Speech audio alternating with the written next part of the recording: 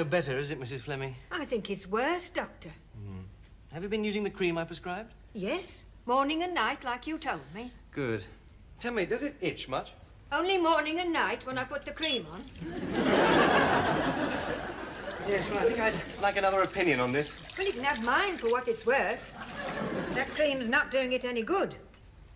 I must admit, it's not clearing up as fast as I'd like it to. That's why I want a second opinion from a specialist. I think I'll telephone my father. Oh, will he know somebody?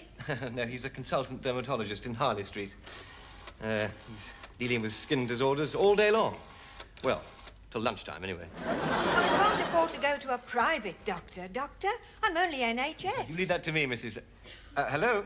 Hello? Can I help you? Yeah, is that 935-1363? Hang on a minute. No, it's 935-1363. That's just what I've said. Yeah. Is it possible to have a quick word with Dr. Latimer? This is his son, Tom. Can I have your surname, please? Latimer. Tom Latimer, his son.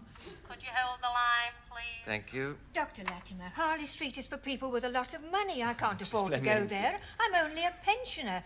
Let's try a different cream. Don't look so worried, Mrs. Fleming. But I am worried, Doctor. It's bringing me out in a rash. What? I get this terrible rash on my neck when I worry about money. Look. Well, don't worry. I'll ask my father to have a look at that as well. Oh, no, you're making it worse. Hello, Dad. Yes, Tom? Who on earth was that who answered the phone? Didn't sound like Madeline. It wasn't Madeline. Don't talk to me about Madeline. She hasn't been here for 2 days. I got some garbled message that she wasn't well, but I can't get any answer from her flat. I can only assume that she's gone down to the country. Where did you get this girl? What girl? The girl who answered the phone. Oh, don't remind me. I'm trying to forget about her. She sits about all day chewing gum and gazing at herself in the mirror. And she has this absolutely appalling foreign accent. I can't understand a word she's saying. No, Dad, she's from Liverpool. Oh, well, there you are. Anyway, why are you ringing? Well, I've got a patient with me, and she's got a nasty little rash, and it's not responding to treatment. I just wondered if you had a quick look at her. Oh, no, Doctor, Wait. What have you been prescribing? Benzoate. Mm-hmm. Hang on a second, will you? Okay. Ingrid. Yeah, Dr. Latimer. Ingrid, would you look up today's appointments, please? All right, Dr. Latimer. Now, what day is it? Oh, my God, she doesn't even know what day it is. Ingrid, never mind. Forget about it. Listen, Tom. Yep. I've just remembered Sir Geoffrey Pinkerton has put off his 12 o'clock appointment today until tomorrow. Do you think your patient could get here at 12 o'clock? I'll ask her. Hang on. My father could see you today at 12 o'clock. Do you think you could get there in time? Well, my daughter could run me there, but Great, I'm not hang on. sure I should... Dad, hang on a minute, will you? Yeah, all right. Great. Now, this is his address in Harley Street. And you take along the cream I prescribed and come and see me again on Friday morning, okay? Yes, but I've never been to a private doctor before. Oh, don't you worry about the cost. I'll have a word with Dad about that. Okay. See you Friday morning. Yes, goodbye, Doctor. Bye. Dad? Yeah. Her name is Mrs. Fleming, and she'll be with you at 12 o'clock. Good, okay. And by the way, Dad, none of your fancy bills. She's a widow and a pensioner. This is a favor, okay? Tom, what on earth do you take me for? We're not all mercenary monsters in Harley Street, you know. Now, listen, she won't be late, will she? I must be at the Bridge Club by 1 o'clock. No, she won't be late. Bye. Come in. Oh. Mrs. Davis. What can I do for you? Oh, no. Not again. Well, let's just hope it's a boy this time. Look, you don't own me. I can do as I like.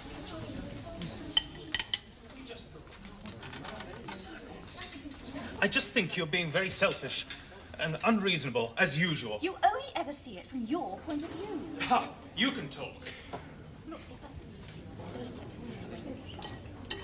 Right. That's it. Gracias, signor.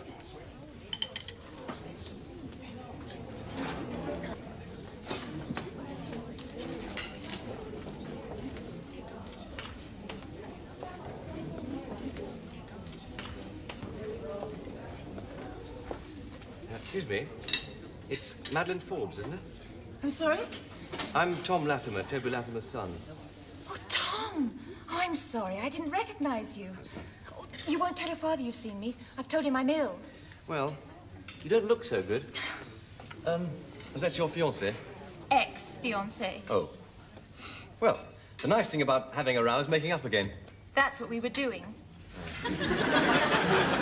Well, it could be worse. You could be married. Look, why don't we take your coffee to my table? We can have a nice chat while I finish my lunch. Okay.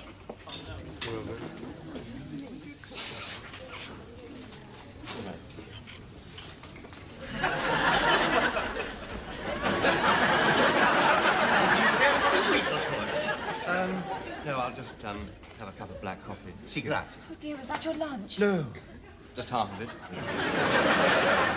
I am sorry. Don't be silly. Tom, promise me you won't tell your father you've seen me. I had to tell him I was ill. I couldn't face going into work, not in this state. Do you know what I think you should do? What? Go away for a week.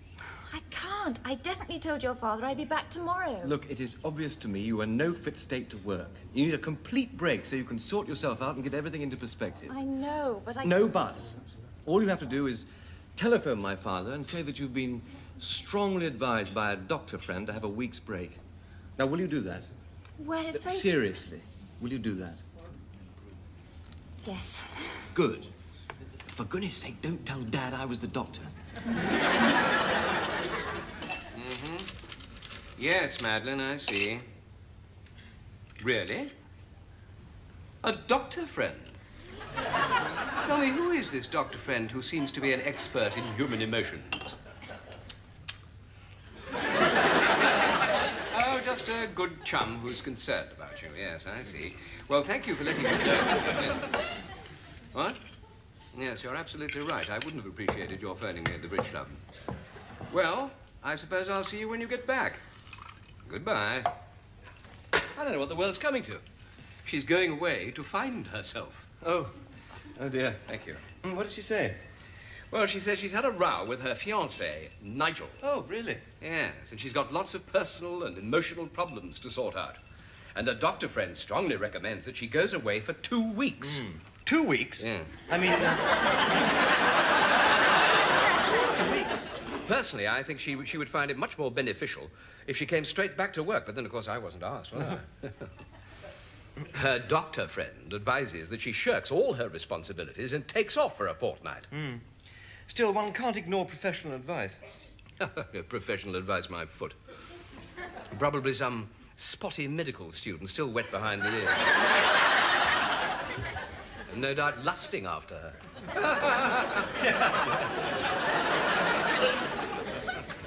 So, what are you going to do? Get Ingrid back? What? The Neanderthal woman? Not likely. No place in Harley Street for people like her. Not working there, anyway. Must say her telephone manner left something to be desired. My dear boy, she leaves everything to be desired. Brains, particularly. I mean, she was an embarrassment, Tom. No, you've got to have somebody like Madeline in a practice like mine. Somebody who knows how to deal with cabinet ministers, peers, archbishops. Wealthy Arabs. Wealthy Arabs. Right. Now, you see, that's where Madeline is so good, because after all, she was brought up with these people. What? Arabs? The aristocracy, the upper classes. The wealthy classes. Look, not all my patients are wealthy. Most of them. And a jolly good thing, too. They subsidize the less affluent, like your Mrs. Fleming. Sorry, point taken. Yeah. By the way, did you manage to help her? Of course. It was a reaction to the dye in her blood. Good Lord. Never thought of that. No, well, you wouldn't, would you? You're not a consultant dermatologist. Alison Mackenzie. Who? A friend of mine, Alison Mackenzie. She could help you out for a couple of weeks. Why didn't I think of it before? Oh, well, what sort of girl is she? Well, she only got a first in economics, but you could give it a try. A first in economics? Well, I mean, she's not going to be interested, is she? Well, that's just the point. I bumped into her the other day. She's waiting to take up an appointment in the States. She's got a couple of weeks to fill in for a visa and passport come through. So she's just kicking her heels. Oh. Hello? Hello? Alison, it's Tom Latimer. Tom, what a lovely surprise. Look, can I call you back? I'm just in the middle of taking a shower. I'm standing here starkers. Yes, of course. I'm sorry. Look, very briefly, Dad's looking for someone to fill in at his consulting rooms for a couple of weeks. I just wondered if you might be interested. That would be super. I'll call you back in 5 minutes. Terrific. Bye. Bye. She's very interested, and she's going to call back in 5 minutes when she's had her shower. She's clean. I like her already. Yeah. Oh, she's a very nice girl and very bright, too. Did you say Mackenzie? Mm-hmm. Scottish, is she? No, I don't know. I think she was born near Guildford, but her family might be Scottish. Now, Dad, when she rings back, I suggest that you talk to her, okay? Guildford. I wonder if she's related to the Godalming Mackenzies. A charming family. They own a lot of land around Guildford. Dad, I suggest that you ask her to come here in the morning, and then she can go to Harley Street with you. Yes, good idea. She could be related to the Godalming Mackenzies. They're a very big family. Honestly, Dad, I really don't know. Funny thing, you know, old Brigadier Mackenzie, he used to get the same sort of rash as your Mrs. Fleming. Only his was in the groin. Brought on by synthetic underwear. Really? How fascinating. That, of course, is confidential information. Of course. That'll be Alison. Ask her if she's related to the Mackenzies of Godalming. Oh, sure, I'll ask her if she's got an uncle who gets a rash around the crotch from wearing nylon nippers. Alison, Mum's forwarded quite a few letters for you. Oh, that's kind of her. There's her gas bill, electricity bill, a telephone bill, and a little billet-doux from Harrods.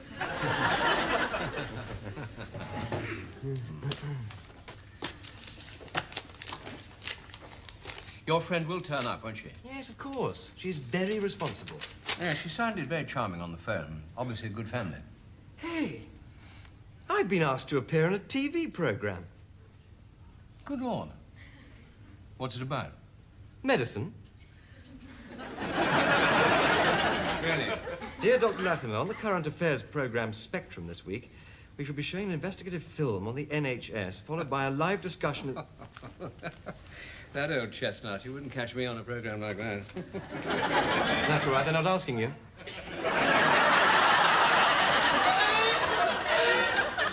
Knowing your views on private medicine... What? I'm You mean they're going to ask you to discuss private medicine? Well, why not? Well, if they want somebody who knows about private medicine, why don't they ask me? But they'd be ridiculous. You're biased. Of course I'm biased. I work in the private sector. Exactly. They want someone who's going to be objective on the subject. Well, how can you possibly be objective? You're against private medicine. Objective from my point of view. Well, don't ask me to watch it. I don't see why I should have a panel of Reds in my sitting room. And as it happens, it's my sitting room, and I'm not asking you to watch it. Oh, don't worry, I won't. Fine. Fine.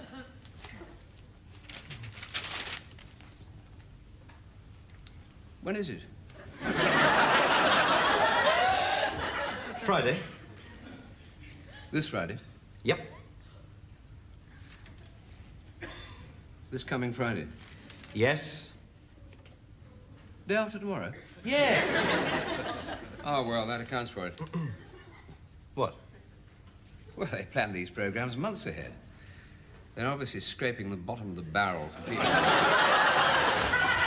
Yes, that's obviously what it is. Ah, that'll be Alison. Punctual, of course. Hello. Alison, come on up.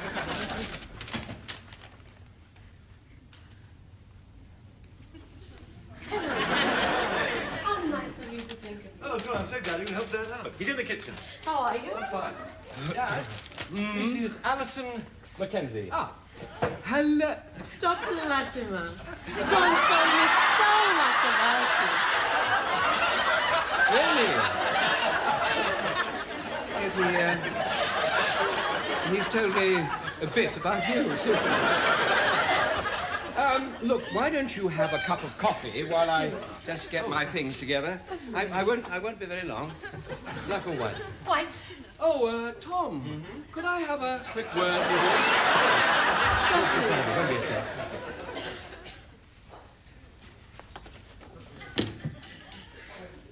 Why didn't you tell me?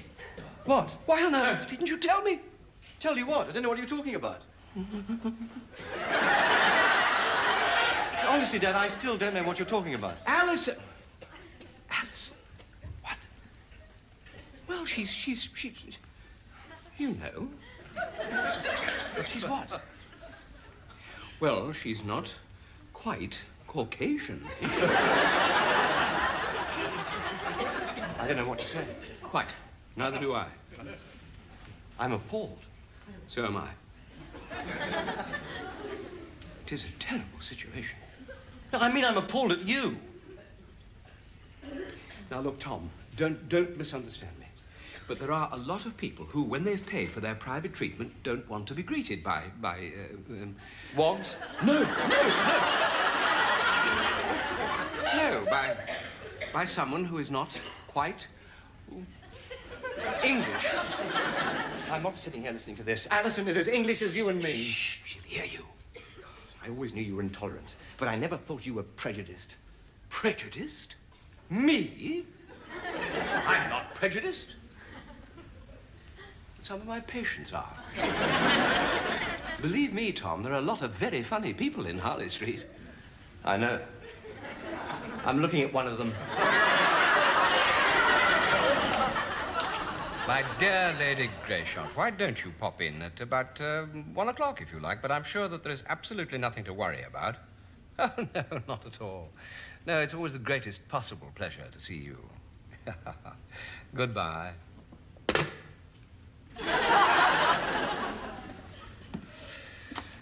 Madeline, dear Ingrid, sorry, Alison. Yes, Dr. Latimer? Would you show Sir Geoffrey Pinkerton in, please, and then would you telephone the restaurant and put my reservation back until 1:30? Of course, Dr. Latimer. Thank you.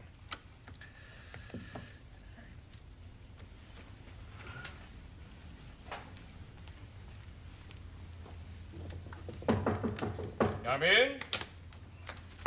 Sir Geoffrey Pinkerton. Ah, Sir Geoffrey, how nice by to the- see you again. I'm terribly sorry to have kept you waiting. My dear chap, it's I that should apologise to you for cancelling my appointment yesterday. Not at all. Oh, slight flurry at the Foreign Office over one of our newly independent colonies. Really? One of the tribes ate the Minister of Culture. Good Lord. Their equivalent of the Chewton Hundreds, I suppose. Thank you, Alison. It's just that Tom's on the telephone. He'd like a quick word with you. Well, will you tell him I'll call him back later, please? Do sit down. Thank you. I see you've got a new receptionist. Oh, no. She's only temporary. No, Miss Forbes is on holiday for a couple of weeks. No, she's only just filling in. She won't be here long. Must be very difficult to find someone suitable for such a brief time. Oh, my word, it is. But you have to take what you can get. She's English, you know. What? Miss Mackenzie. She's English. Comes from Guildford. I know some Mackenzies near Guildford. Brigadier Mackenzie from Godalming. She's no relation. Yes, I realise that. Now, Sir Geoffrey. Well, Oh, do excuse me. Yes, Alison. Tom's still on the telephone. He says it's important that he talks to you. It'll only take a minute. Oh, very well, then put him on. I'm terribly sorry about this. I have told her, but what can you do with these people? Dad? Yes, Tom. Now, listen, I can't talk for long. I've got a patient with me. Dad, you know the letter I got about that TV program, Spectrum, on Friday? Yeah? Well, actually, it was meant for you. They want you to appear in it. Oh, really? Just a moment. You know that excellent program, Spectrum? They want me to appear on it on Friday. oh, really? Producer's a friend of mine. Oh, really? Tom, the producer's a friend of my patient's. Oh, is he? Well, the producer's going to ring you later this morning. And by the way, Dad, you were dead right. And what do you mean? They have been scraping the barrel. Well, that has cleared up beautifully, Mrs. Fleming. Very nice. Your father knew what it was straight away. He's very clever. He's appearing on TV tonight on a program called Spectrum. Oh, that's nice. Doctor, I was just wondering, could you give me something for this other rash? It's getting worse. Goodness me. What's been causing that? Worry, Doctor. It's always the same. Yes, but what are you worrying about? The £15 bill your father sent me. What then, Doctor, would you say are the advantages for a patient in consulting you privately when, in fact, he can come and see you during one of your sessions at an NHS hospital? Well, of course, in the first place, in an NHS clinic, he couldn't be absolutely sure seeing me. He might have to see one of my registrars or housemen. More than likely, since he normally turns up at 11:15 and leaves by 12. There is, unfortunately, a limit to the number of people one can see during a clinic. One can't get a pint into a quart pot. No, it's a quart into a pint pot, you nerdle.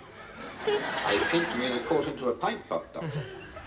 Yeah, of course, yes, a quart into a pint pot. Yes. So, the advantage of treatment in the private sector is that the patient can always be sure of seeing me, and quickly. And expensively. And expensively. Now, isn't this... It's only people with money who can afford private treatment, and many people need... No, please let me finish. You'll have your chance of replying. Many working people are deprived of specialist treatment. No. These days, a large number of people have medical insurance. Come on, Doctor, I'm not talking about people who can afford medical insurance. I'm talking about the ordinary working man. Now, would you not agree that he's right at the end of the line when it comes to specialist treatment? Now, go on, Dad. Answer the man. No. In my own practice, the more affluent patients subsidize the less fortunate ones. Only this week, I saw a patient sent to me by my son, who incidentally works for the NHS. Thank you. And I charged this particular patient a token fee because I knew that she was a pensioner and a widow. That's good. A token fee, £15, which he could ill afford. He told me he was going to do it for nothing. Well, that's commendable, I'm sure, but I can't imagine that many of your colleagues adopt this altruistic subsidy policy, do they? Oh, well, there, I'm afraid I have to agree with you. I wish more did. Oh, my God.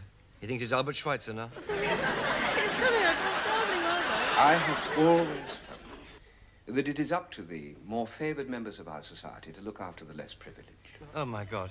I'm going to be sick.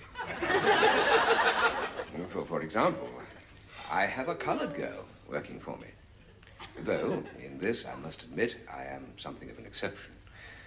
I do believe that those of us in a position to employ should make sure that prejudice does not come into the selection. Bloody Yes, I'm hell. sure, Doctor, but I think I'm not we going are to now sit straying here and be from our original patronized by your subject. father. He can stick his But I'm rotten trying to jaw. Carried away, Alison. We are accessible to all men.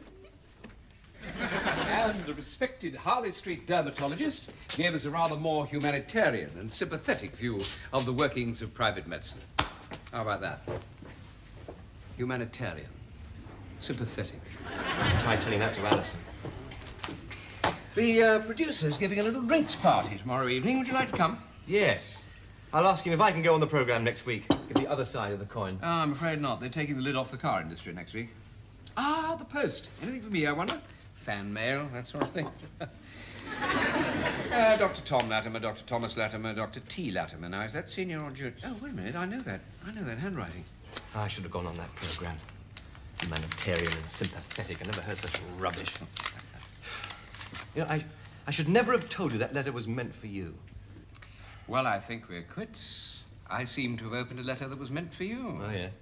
It's from Madeline. Dearest Tom, I'm so glad you suggested I go away. I feel so much better.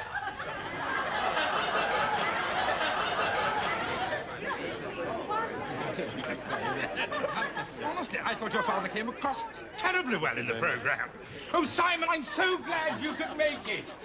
Not a sign of nerves. Thank you. Ah, there's Sir Geoffrey Pinkerton.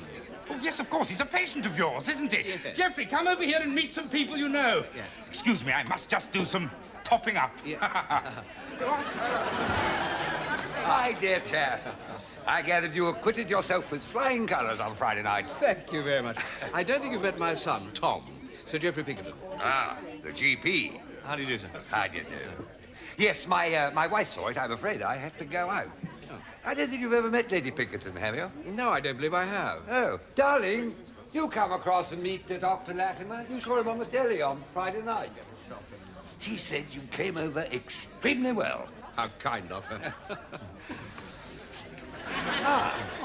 Dr. Latimer. How nice to meet you. I was saying to Geoffrey, perhaps you could find me a job. Oh, actually, Dad is looking for someone for a week, aren't you, Dad?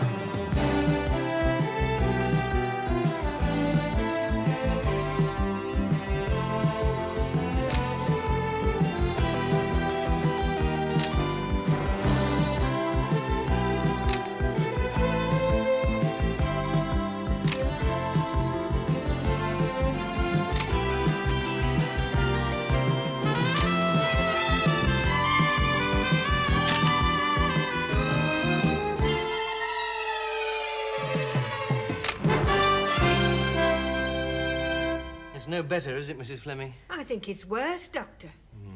Have you been using the cream I prescribed? Yes, morning and night, like you told me. Good. Tell me, does it itch much? Only morning and night when I put the cream on. Yes, well, I think I'd like another opinion on this. Well, you can have mine for what it's worth. That cream's not doing it any good. I must admit, it's not clearing up as fast as I'd like it to. That's why I want a second opinion from a specialist. I think I'll telephone my father. Oh, will he know somebody? No, he's a consultant dermatologist in Harley Street. He's dealing with skin disorders all day long. Well, till lunchtime, anyway. I can't afford to go to a private doctor, Doctor. I'm only NHS. You leave that to me, Mrs. Hello? Hello? Can I help you? Yeah, is that 935-1363? Hang on a minute. No, it's 935-1363. That's just what I've said. Yeah. Is it possible to have a quick word with Dr. Latimer? This is his son, Tom. Can I have your surname, please? Latimer. Tom Latimer, his son. Could you hold the line, please? Thank you. Dr. Latimer, Harley Street is for people with a lot of money. I can't afford to go Fleming. there. I'm only a pensioner. Let's try a different cream. Don't look so worried, Mrs. Fleming. But I am worried, Doctor. It's bringing me out in a rash. What? I get this terrible rash on my neck when I worry about money. Look. Well, don't worry. I'll ask my father to have a look at that as well. Oh, no, you're making it worse. Hello, Dad. Yes, Tom? Who on earth was that who answered the phone? Didn't sound like Madeline. It wasn't Madeline. Don't talk to me about Madeline. She hasn't been here for 2 days. I got some garbled message that she wasn't well, but I can't get any answer from her flat. I can only assume that she's gone down to the country. Where did you get this girl? What girl? The girl who answered the phone. Oh, don't remind